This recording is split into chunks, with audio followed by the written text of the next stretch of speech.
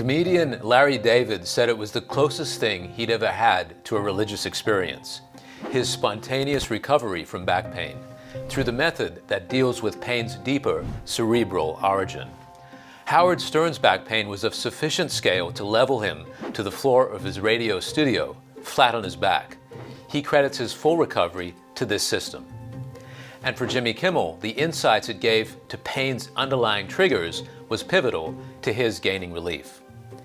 So how does the concept of MBS, or mind-body syndrome, explain how these A-listers and thousands upon thousands of regular folk overcame chronic pain? Today, world expert on the topic, Dr. Howard Schubiner, elucidates this mind-body approach to understanding and treating chronic pain, the system he practiced alongside its pioneering doctor, John Sarno, decades ago, and which he has since expanded through research and framing of mind-body-based emotional awareness and expression therapy. Dr. Schubiner is an internist and pediatrician and a clinical professor at the Michigan State University College of Human Medicine. Welcome to Vital Signs, where we learn how to get healthy from all angles, from the biochemical and nutritional to the things we do that nourish our minds and our souls. I'm Brendan Fallon. Dr. Schubiner, wonderful to have you join us on Vital Signs today. Thank you so much, Brendan. It's a pleasure to be here. I've had the opportunity to look over some of your work recently, and it's really inspiring and really spurs on the imagination to think about how so many of the maladies that we face could be resolved potentially through the mind.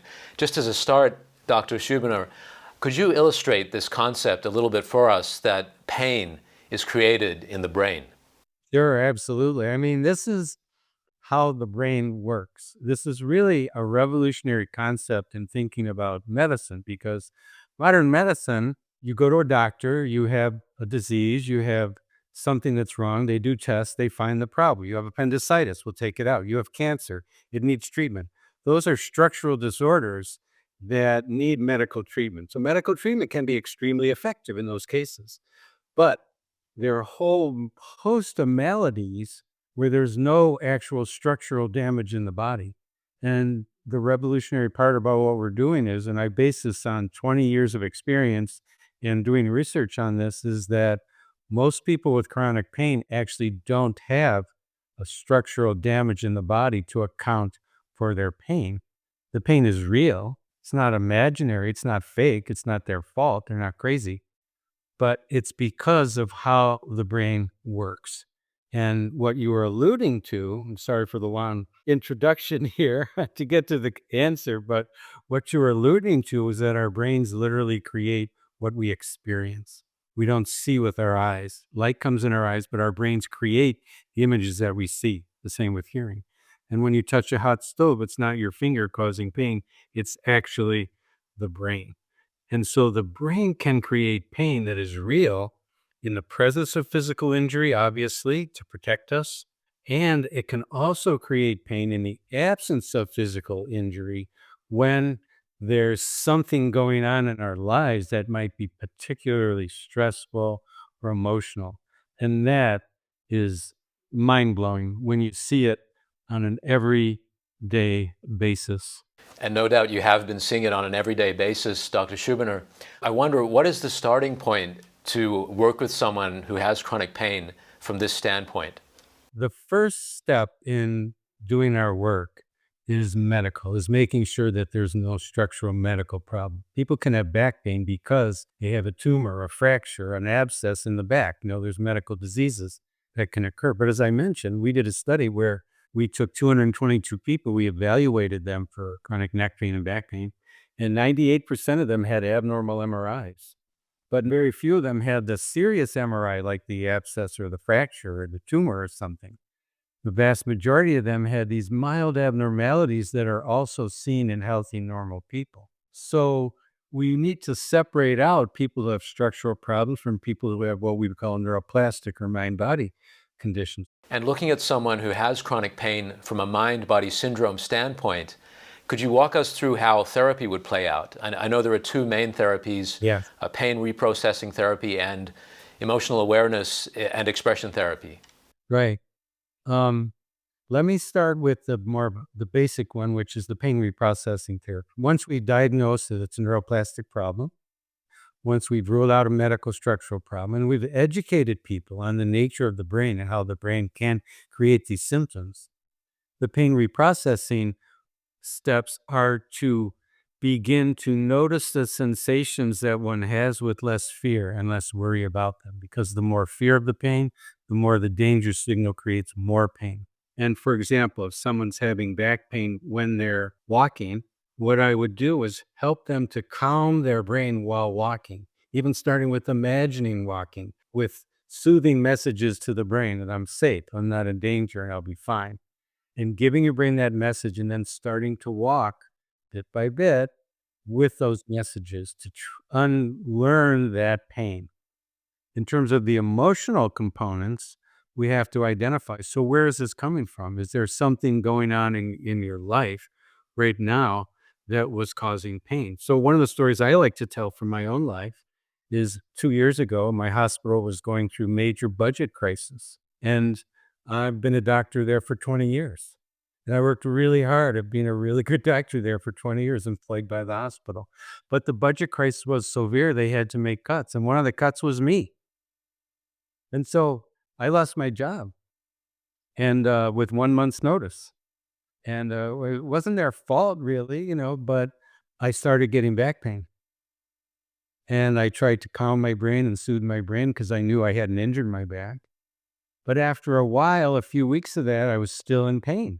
And I started to realize, like, geez, what am I feeling about this, Because it turns out that emotions cause the exact same parts of the brain to light up as does a physical injury. So the real pain I was having was due, in this case, due to the feelings that I had about being kicked aside. And I was angry about it. And I was in my car one day. I started swearing and screaming, about the hospital and the medical system and the whole thing, getting all this anger out in a safe and healthy way. I didn't do any physical acts of violence, right? It's never a good option. But I got the anger out, and then I could let it go, and I could begin to forgive the hospital. And I allowed the hurt to come and the sadness. And I turned the hurt and sadness to compassion. And you can do that through writing. You can do it through a bunch of exercises that we have, and we've done research, randomized controlled trials on all these methods, showing that these methods are actually more effective than the standard psychological methods. So once I did all that emotional work, it only took 20 minutes. Okay, 20 minutes. Anger out, letting go, calming, forgiving, feeling sad, feeling compassion. My pain disappeared on the spot. You're in 20 minutes. It was amazing. That is a very thought-provoking example, and I think it really speaks to the cathartic power of self-expression. I'm aware that you studied with Dr. John Sarno, who is a pioneer of this system of dealing with chronic pain. And I know comedian and co-creator of Seinfeld, Larry David, was treated by Dr. Sarno. I'll just read a quote from Larry David. He said that Dr. Sarno said, "No herniated disc, there's nothing wrong with you." And Larry David also describes this kind of spontaneous relief from his back pain. All of a sudden, I could feel my whole body kind of straightening out. I'm hearing cracks in my neck. All of a sudden, the pain is gone.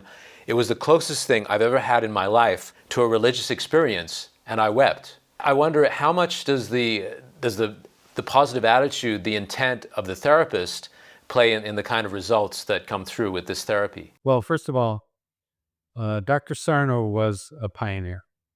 And he recognized, as I was saying before, he recognized that a lot of people with back pain have abnormal MRIs, but these are normal findings that everyone has. Healthy people have degenerative disc disease, bulging discs, spondylolisthesis, spinal stenosis. Healthy people have those without pain. And so he was able to differentiate people's back pain into structural versus non-structural. Non-structural can be reversed because there's no damage actually to the back. And then what he did was he explained that to people in ways that they could understand. And he gave them hope. And he was charismatic and he was powerful. And all those factors play into it. All treatments have an effect of the provider and the patient, the connection and the communication. All treatments have that. Dr. Sarno was really good at it. I work at it too. It's an important part of all healers and physicians and therapists and anybody who does this work. Number one. Number two, the education can be curative, and that was the case with Larry David. It was just the education about it and understanding about it that freed his mind for him to say, "Oh my goodness, my back isn't actually damaged. There's nothing wrong with me." And that just that and that doesn't happen in everybody. Most people need a little bit more, as we talked about a minute ago, but just having that education and that relief, in his case, was enough to make the back pain completely disappear. And you could think of it as a placebo effect, right? And, if you don't have a structural problem, a good placebo can be all that somebody needs. And so somebody will get, they'll have back pain. Oh, I got one acupuncture treatment, totally made it go away. Well, why was that? That was a placebo. They thought that the acupuncture would be helpful in some way, and it turned off that danger signal in the brain. The mind is certainly a very powerful entity. That example just now with Larry David, I think he's such a successful comedian. He has this vast channel of an audience to receive his expression. And I think of the famous example of Michelangelo painting the Sistine Chapel, dealing with his problems. We know he was under duress while he was doing that, but again, having this receptive audience to his work. In your example, Dr. Schubiner, you were in your car by yourself alone. So I wonder, what role does having that receptivity to that expression play? And what is the mechanism, would you say, in this expression that allows pain to be relieved? Many great artists have suffered, right? Most, you think about our great comedians, difficult childhoods oftentimes, and they speak about they turn their pain into their art. Musicians turn their pain into their art and their lyrics. And so expressing our pain in feelings is a much healthier way than holding our feelings inside, never expressing them, never speaking up. Because holding our feelings in is a recipe for the danger signal in the brain to start becoming active and alerting us, kind of like a smoke alarm. Hey, there's something wrong. And it might be headache, it might be stomach pain, it might be anxiety, it might be depression. And so this relationship between feelings and pain is really a close one and a powerful one, and one that's very tied into how our brains actually work. So, one of the messages that we have is that a lot of times people who grew up with difficult childhoods have adapted to that by holding everything in, trying to be perfect, trying to be the best they could possibly be, and never rocking the boat, never speaking up, never putting themselves first. And then later in life, as more stresses pile up, those kind of personality traits, holding everything in, it makes it more likely that they will develop chronic back pain, headache pain, stomach pain, or other disorders.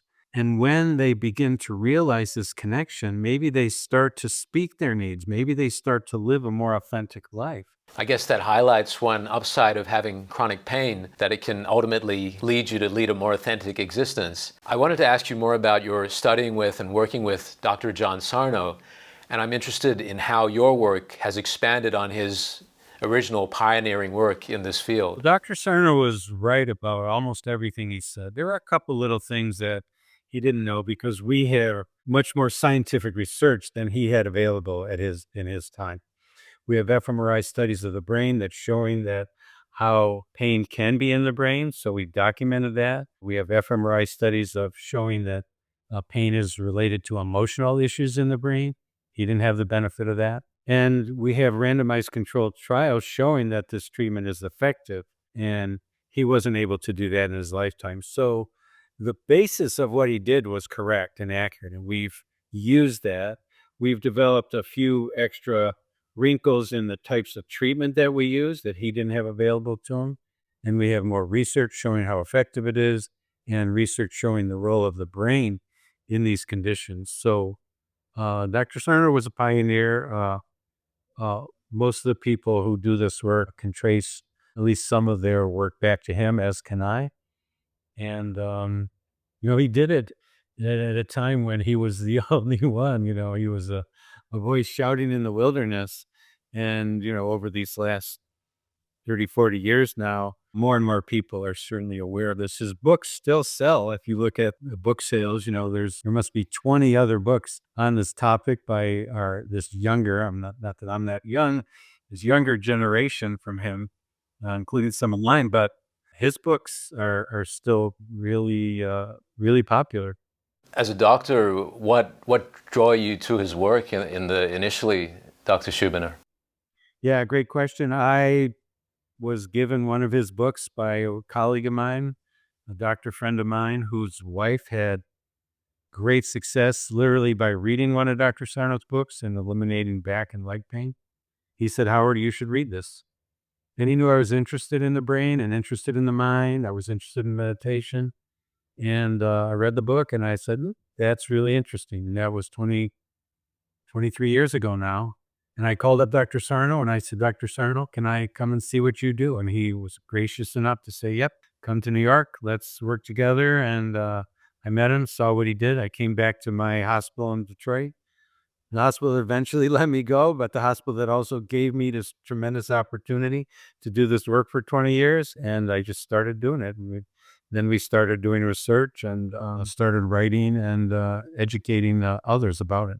It surprises me that with such strong results coming through with the celebrities that have been so outspoken about this, the research results that have come through validating it, why the pushback against it? Why has there been such strong resistance going back to John Sarno's pioneering time? If you really explore the neuroscience of it and how the brain works, it makes perfect sense what we're doing. But if you don't know that neuroscience and you haven't explored it, for the average person, it makes no sense. You're telling me I've got this severe pain in my back, in my head, in my stomach, and you're telling me it's coming from my brain, and you're telling me that it's not in my stomach, it's not in my back. How does that make sense? What planet are you on? I mean, that's literally and what people would think, and then they would say, "Well, you're telling me then if it's coming from my brain, then it's all in my head. It's not real. It's fake. I'm imagining it. Are you blaming me for it?" So there's lots of good reason for not understanding this. It's just not part of common knowledge. Doctors haven't been trained in it. You go to your doctor, people who've done this work, and they've gotten cured of their chronic and severe pain by using this model. And then they go back to the regular doctor and they tell the regular doctor about it. And the regular doctor said, "Oh, I don't know. That doesn't matter. Doesn't make sense to me. Totally not interested." So the medical profession hasn't been trained in it, isn't aware of the neuroscience of predictive processing that explains that our brain creates what we experience. Therapists even aren't trained in the mind-body connection either. So, we've got a long, long way to go to help people understand this. But like I say, the data is there. We're doing more and more research studies every year. And eventually I truly believe eventually this will become common knowledge. And it's not that odd, is it? Do people know that if they have a difficult day of work, they may have a headache? If they have to stand up in front of 1,000 people or 100 people and give a lecture, their stomach might twist into knots. I mean, this is part of the mind-body connection. Everybody knows that happens. We're just showing that it can actually extend to chronic situations as well. In a moment, Dr. Schubiner will highlight some of the mindfulness and emotional expressive methods to relieve danger signaling in the brain. But first, here's a look at my talk with neuro-ophthalmologist Dr. Ronnie Bannock on naturally treating migraine, dry eyes, and light sensitivity.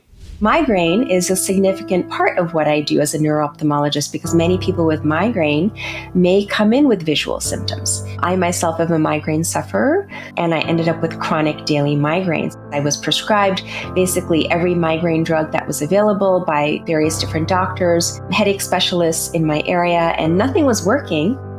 And not one of them had asked me, "What are you eating? And how much caffeine do you have? And do you take any supplements?" And it wasn't until I discovered the power of nutrition and lifestyle that I finally started to get better. What was the core of your strategy for getting through that? Afterward, find the link to that video at the top of the comments and also in this video's description below. And subscribe for full access to our ever-expanding insight on fine-tuning your health. Just hit the big red button below. It is encouraging to know that through the efforts to validate this, through the research that's been conducted, it is gaining in recognition and can reach more people. One thing that stood out to me through this method is this premise of self-compassion and self-kindness that comes through. And I see this reflected also in the practice of Qigong. I'm aware that there was a recent study performed on veterans with chronic back pain performing Qigong who showed improvement through that practice. And I'm wondering if the kind of gentle, slow-paced movements and the focused mindfulness of Qigong would have played a role in that. Sure, absolutely. Yeah, anything that one does which can calm the danger signal in the brain, anything that one does that can make someone feel more effective, more in control, calmer, feel safer, will lower the danger signal in the brain. And there's many, many ways to do that. And, doing physical activities like Qigong, Tai Chi, yoga can all have an effect on lowering that danger signal in the brain. And doing mental exercises like mindfulness and expressive writing and emotional processing work and self-compassion work and giving messages of safety to our brains. All of those things also are different ways of lowering the danger signal of the brain. And nobody has a lock on, oh, my therapy is the best. That's the one that always works and nobody else's therapy works. There's many ways to do this type of work. And that's a good thing because people may respond to different types of interventions. And I appreciate the way that you've illustrated how these different therapies can be applied, looking at chronic pain from a mind-body syndrome standpoint. I'm interested if you have a further example, Dr. Schubiner, of how specifically the system could be applied to lower back pain. Well, the thing that's beautiful about this work is that the therapies are treating the brain. If the back pain is not caused by a structural problem in the back, which usually it's not for chronic pain because most of the structural problems would have been easily diagnosed by regular routine medical care. If the condition is caused by the brain, then the treatment is going to be of the brain. It doesn't have to be specific to the back. So if you have irritable bowel syndrome caused by the brain, or fibromyalgia caused by the brain, or migraine headaches caused by the brain, all those conditions are going to be treated in the same way from our point of view by assessing, educating, using pain reprocessing, using emotional awareness, and helping people reflect on their lives. Those are the steps, and they're the same for all of these conditions. Dr. Schubiner, thank you so much for joining us on Vital Signs today and illuminating these largely still unrecognized dimensions of what's causing pain and how it can be resolved. I look forward to going into this deeper with you soon. Thank you for having me. Appreciate it.